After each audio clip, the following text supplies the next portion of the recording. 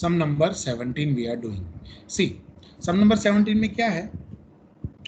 Aarti construction company signs a contract for building construction on 1/4/2011. ठीक है. Contract price is fixed for rupees 3,50,000. Now the details of the contract are as follows. So what are the details? आपको देखो दो years दिए हुए अलग अलग. एक है फ्रॉम 1/4/11 to 31st March 12 और दूसरा है एस्टिमेटेड एक्सपेंस फॉर 1/4/12 to 39/12. अब एक बात याद रखना, आपको ये एस्टिमेटेड एक्सपेंस तभी देंगे जब आपका कॉन्ट्रैक्ट सब्सटेंशियली थोड़ा सा बाकी है. ठीक है. सबको material, labour, outstanding labour, plant sent, expense paid, prepaid expense, plant returned to store, material at site, work certified, work uncertified, cash received. ये सब देने के बाद आपको बोला है कि depreciation at the rate of 25% on original cost of plant is to be calculated. It is assumed that the contract will be completed on 30/9/2012. पहले 30/9 को कॉन्ट्रैक्ट जो है वो पूरा हो जाएगा. You have to prepare contract account, work in progress account, contractees account for the year ending 31st March 2012. Also prepare pro forma contract account and find out the estimated profit. Calculate the amount to be carried to profit and loss account for 11/12 as under estimated profit into work certified upon contract price into cash received basis. मतलब जो हमारा contract है वो बहुत ही कम बाकी है, तभी उन्होंने हमें ये करने को बोला है. सो लेट अस सी. पहले हम बनाएंगे हमारा contract account for 1/4/2011 to 31st March 2012. ठीक है. सबसे पहले हम जो हमारा ईयर एंडिंग है उसका हम लोग पहले कॉन्ट्रैक्ट अकाउंट बनाएंगे. इसमें खाली एक चीज का आपको ध्यान ये रखना है कि जो प्रॉफिट हम लोग ट्रांसफर करेंगे ना, that profit will be transferred on the basis of the estimated profit. अब ये एस्टिमेटेड प्रॉफिट कैसे ढूंढना है that I will show you. बराबर इजी है. उसको ये लोग प्रोफोर्मा अकाउंट कहते हैं, प्रोफोर्मा कॉन्ट्रैक्ट अकाउंट कहते हैं. ठीक है. सो ये particulars, amount rupees, particulars, amount rupees, your debit side and your credit side. So let us start. चलो बोलते जाओ. सबसे पहले मटेरियल सेंट कितना है? 60,000. 60,000. लेबर 40,000. 40,000. इनर कॉलम में, क्योंकि there is outstanding 4,000. Outer column में 44,000. प्लांट सेंट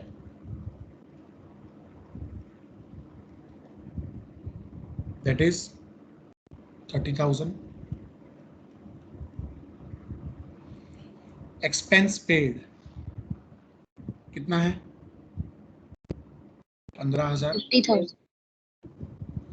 माइनस प्रीपेड, अगाऊ थी चुकवेल, पहले से पे किया हुआ 3,000. 12,000. फिर plant return to store at cost. So by plant return at cost है 10,000.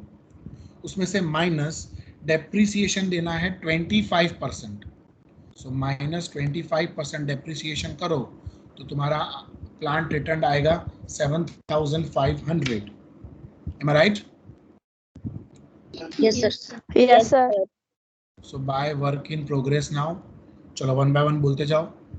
Work certified, work uncertified,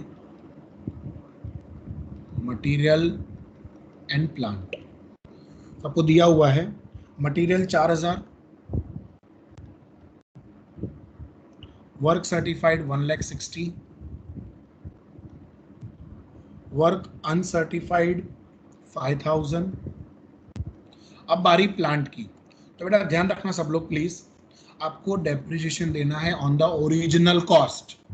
Whenever you are asked to provide depreciation on original cost, it means you have to provide depreciation as per which method? Straight line method. तो plant Saint था 30,000, यहाँ पे आप देख सकते हो, उसमें से हमने कितना रिटर्न किया एट कॉस्ट? 10,000। इसका मतलब मेरे पास जो प्लांट है वो है 20,000 का, उसमें से हम सीधा 25% डेप्रिसिएशन माइनस कर देंगे, तो कितना आएगा? 25% डेप्रिसिएशन माइनस करने के बाद 15,000।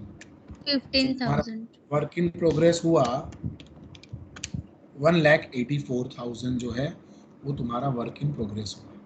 सर नाउ बट यहाँ पे ऊपर 25, सॉरी सर यहाँ पे 25,000 ऑलरेडी डेप्रिसिएशन माइनस किया था, फिर यहाँ भी करेंगे? कहाँ ऊपर? मैंने नहीं किया वो प्लांट में 10,000 में से। बेटा एक बात समझ, मेरे को टोटल 30,000 का प्लांट मिला, उसमें से 10,000 का मैंने रिटर्न किया, तो मेरे पास बैलेंस में कितना होगा? 20,000। उसका डेप्रिसिएशन देना पड़ेगा ना बेटा। हाँ सर। समझ में आया? वो जो 10,000 पे डेप्रिसिएशन दिया वो तो जो रिटर्न किया उस पर डेप्री दिया, तो अब जो क्लोजिंग बैलेंस जो प्लांट अब मेरे पास at the end of the year होगा उस पर तो डेप्रिसिएशन देना पड़ेगा ना मुझे। Okay, now make the total. Yes sir. 1,84,000 plus 7,500, so it is 1,91,500. 1,91,500 minus 60 minus 44 minus 30 and minus 12. So your profit is 4,45,500. 45,500. तो इसमें से मुझे कुछ प्रॉफिट एंड लॉस में ट्रांसफर करने का और कुछ मुझे वर्क इन प्रोग्रेस में ट्रांसफर करने का। अब यहाँ पे there is a different method for transferring the profit to profit and loss account. क्यों? क्योंकि जो कॉन्ट्रैक्ट है वो 30/9 को पूरा हो जाता है बेटा, समझो 30 सितंबर को कॉन्ट्रैक्ट पूरा हो जाता है, तो उसके लिए अब मैं बनाने जा रहा हूं प्रोफोर्मा कॉन्ट्रैक्ट।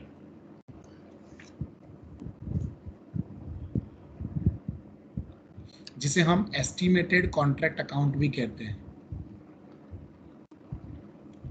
ये हम बनाएंगे 1/4/12 से 30/9/12 तक। ध्यान रखना बेटा सब लोग, बहुत ही छोटा होता है ये, क्योंकि ये हमारे जो प्रीवियस कॉन्ट्रैक्ट है उसी के बेसिस पर ये बनाया जाता है।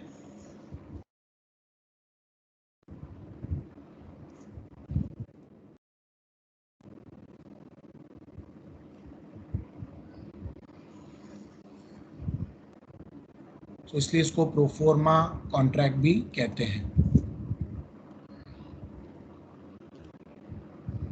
सिर्फ नाम है प्रोफोर्मा, बाकी है तो अपना कॉन्ट्रैक्ट अकाउंट जैसा ही, बराबर। नाम नया देने से कॉन्ट्रैक्ट अकाउंट बदल जाता है ऐसा नहीं है बेटा, समझना, बराबर। बहुत स्टूडेंट्स क्वेश्चन करते हैं कि सर प्रोफोर्मा कॉन्ट्रैक्ट वाले सम नहीं आते। मैंने कहा उसमें नया क्या है, मुझे खाली ये बताओ। सिर्फ नाम ही नया है, बाकी everything is same. See I will show you particulars.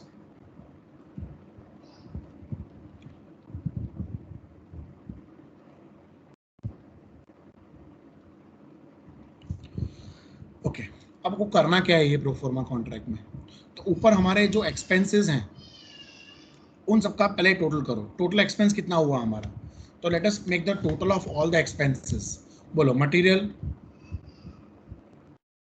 60,000, yes और no? 1,46,000। Yes sir. Labour 44, plants and 30, prepaid expense 12। हाँ, उसमें से -7,500 का हमने वापस कर दिया। એટલે एक्सेप्ट वर्क इन प्रोग्रेस आपको सब कुछ ले लेना है। या तो आप ऐसा भी कर सकते हो, प्लीज रिमेंबर दिस, ये जो वर्क इन प्रोग्रेस है ना, ये वाला, इसको आप ये बाजू लिखो। देखो, जो तुम्हारा ओपनिंग वर्क इन प्रोग्रेस है वो तुम यहां लिख दो, over here. So to work in progress, बराबर, from previous contract account 1,84,000 and by profit of previous contract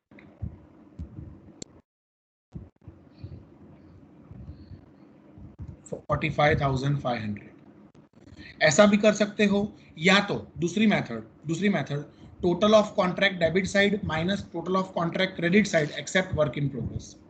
दोनों से आंसर सेम ही आएगा, आप चेक कर लो। देखो 1,84,000 में से 45,500 माइनस करो तो भी 1,38,500 ही आया, बराबर। और अगर ऐसा नहीं करना है आपको तो आप ऐसा भी कर सकते हो कि मटेरियल 60,000, लेबर 44, प्लांट 30, एक्सपेंस 12, उसमें से माइनस रिटर्न प्लांट 7,500, तो 1,38,500। What ever method you want you can do. अब आपको क्या करना है बेटा, अब आपको करंट ईयर के सारे खर्चे लिख देने हैं। सो बोलो कौन से खर्चे हैं, बोलो। सबसे पहले मटेरियल, सो टू मटेरियल, 1/4/12 से 30/9/12 का खर्चा बोलते जाओ, 79,000। टू लेबर, इनर कॉलम में 56,000। क्यों इनर कॉलम में लिखना है, क्योंकि लास्ट ईयर का आउटस्टैंडिंग हमने इस साल पे किया होगा, समझो। तो लास्ट ईयर का आउटस्टैंडिंग था 4,000, इसका मतलब मेरा इस साल का जो लेबर का खर्चा है वो है 52,000। ये ध्यान रखना। आपने नेक्स्ट ईयर का कॉन्ट्रैक्ट अकाउंट बनाया है, आपको ये सब तो पता ही होगा कि प्रीवियस ईयर का आउटस्टैंडिंग होता है वो करंट ईयर में माइनस होता है, प्रीवियस ईयर का प्रीपेड होता है तो वो करंट ईयर में प्लस होता है, बिकॉज वो प्रीपेड लास्ट ईयर का था मगर वो खर्चा तो करंट ईयर का है, ये बात ध्यान रखना। फिर टू एक्सपेंसेस पेड, कितना है बोलो, 30,000 plus prepaid of last year, कितना है prepaid of last year, 3,000। So outer column में 33,000, बराबर। फिर plant return to store at cost, so by plant return. अब एक बात का ध्यान रखना, प्लांट रिटर्न है कितना, 20,000, तो बराबर है ना, 20,000 का ही होगा ना एट कॉस्ट। तो एक बात समझो, हमारे पास जो क्लोजिंग बैलेंस है प्लांट का वो है 15,000, उसमें से डेप्री कितना माइनस करूं बोलो, डेप्री कितना माइनस करूं, 15,000 का 25%, हाँ, डेप्री कितना माइनस करूं, 15,000 का 25%। 6 मंथ का आएगा ना सर? नो, प्लांट का डेप्रिसिएशन आएगा 2,500। क्यों, क्योंकि स्ट्रेट लाइन मेथड से हमें करना है, तो मुझे 20,000 का ही 25% निकालने का ध्यान रखना, 15,000 का 25% नहीं। सो प्लांट रिटर्न होगा 12,500 बुक वैल्यू, और कॉन्ट्रैक्ट पूरा हो गया तो हमें पूरी कॉन्ट्रैक्ट प्राइस मिल गई। सो बाय कॉन्ट्रैक्ट प्राइस, कितना है कॉन्ट्रैक्ट प्राइस, 3,50,000। सो अब जो तुम्हें डिफरेंस मिलेगा वो तुम्हें मिलेगा बाय टू एस्टिमेटेड प्रॉफिट, बराबर। ये वो प्रॉफिट है जो हम लोगों ने एस्टिमेट किया है, this is not actual profit students, please everybody concentrate, this is just an estimated profit, so just make the total and find out the estimated profit. चलो 45,500, 4,60,000 profit। 8,60,000 4,08,000, उसमें से माइनस 1,84,000 माइनस 79 60,000 आ रहा है। Minus 52 minus 33, yes. तो जो मेरा estimated profit है वो आया कितना,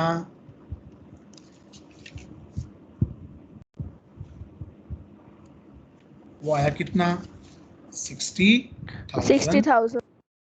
बोलो, यहाँ तक किसी को कोई क्वेश्चन है? Anybody having any doubt? एक मिनट, मटेरियल रह गया सर प्लांट वाला समझाइए ना। एक मिनट, ये मटेरियल रह गया ना, सॉरी मेरी मिस्टेक है, मटेरियल एट साइट रह गया 10,000, वो लिखना रह गया। तो तुम्हारा जो एस्टिमेटेड प्रॉफिट है वो 60 नहीं आएगा, 70 आएगा, और ये 4,18,000 आएगा। देखो बेटा, प्लांट में कैसा है मैं आपको समझाता हूँ। मैंने आपको पहले ही बोला कि प्लांट में जो डेप्रिसिएशन देना है वो किस पे देना है, पढ़ो पढ़ो।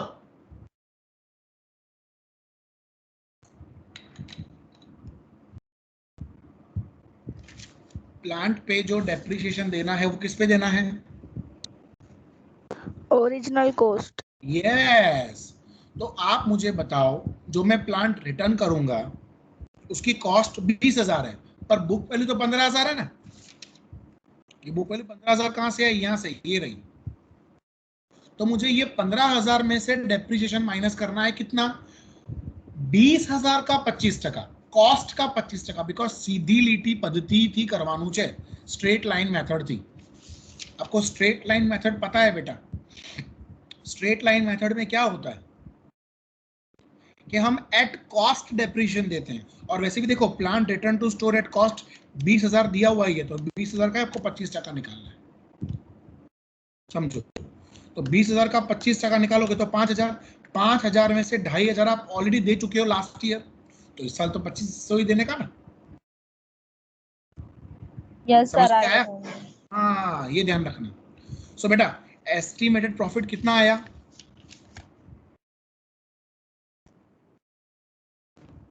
$70,000। अब मुझे ट्रांसफर करना है, okay, profit to be credited to P&L account. तो उसकी फॉर्मूला क्या है? एस्टिमेटेड प्रॉफिट दिया हुआ ये सम में, नहीं भी दिया हो तो मैंने आपको लिखवाया हुआ है पहले, मल्टीप्लाई बाय, बोलो, certified work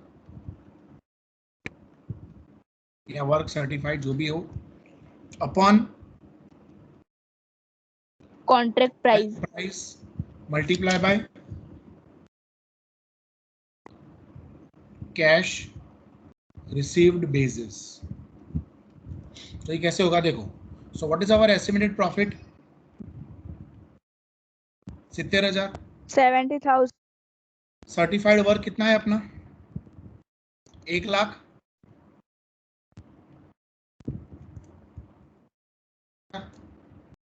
divide by contract price कितनी है मेरी?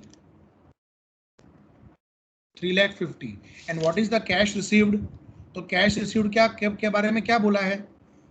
How much is the cash received?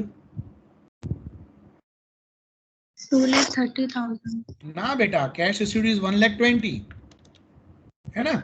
1,20,000 divide by 1,60,000 એટલે 0.75, એટલે 75% हमको कैश मिलता है।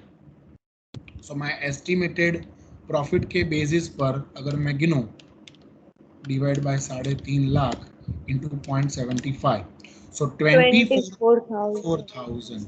ये 0.75 कैसे है मालूम पड़ा ना? मुझे कैश कितना मिला? 1,20,000 मिला।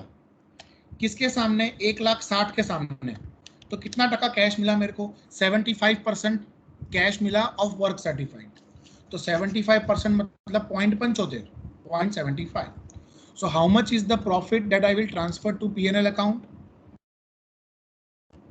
24,000. So 45,500 में से 24 is transferred. So your 21,500 will be transferred to your work in progress account. अब ये वाला पॉइंट मैंने आपको पढ़ाया है, वो मैं आपको दिखाता हूँ। See, I will show you. Over here you can see. Students यहाँ पे देखो बेटा सब लोग, ये फॉर्मूला मैंने आपको बताई हुई है पहले भी,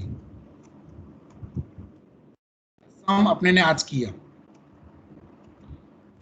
पॉइंट है ना, ये रहा, see over here, estimated profit multiply by work certified upon contract price, बराबर।